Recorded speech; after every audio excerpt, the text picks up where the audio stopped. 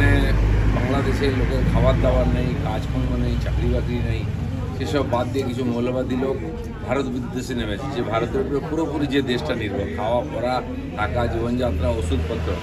তো মাথা খারাপ হয়ে গেলে এরকম করে লোকে, লাভটা কার হচ্ছে? ভারতের কী করতে পারবে?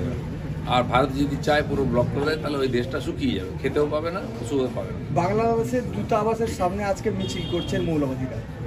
এই উৎপাত হবে, তাতে কার লাভ হবে? এরকম আগেও হয়েছে। এই করে করে আজ বাংলাদেশের মতো পাকিস্তান, এরা একটা অসফল রাষ্ট্র হয়ে গেল, নিজেদের ক্ষতি করেছে।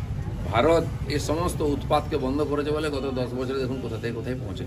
এটা বাংলাদেশের লোকেদের শেখা উচিত। এই অন্ধ ধর্মান্ধতা, এটা কারো কোনোদিন ভালো করে নিয়ে হিংসা, এর পরিণাম হয়েছে এই দেশগুলো আমাদের দেশের টুকরো ছিল, আজকে সেখানে মানুষ থাকতে পারছে না, এরকম পরিবেশ। আজ ভারত কোথায় পৌঁছে বলেছে।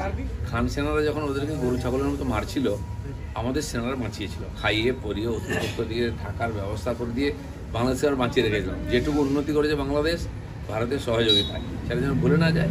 এসব কিছু মাথা খারাপ লোক থাকে উল্টো পাল্টা বলে বেড়ায়।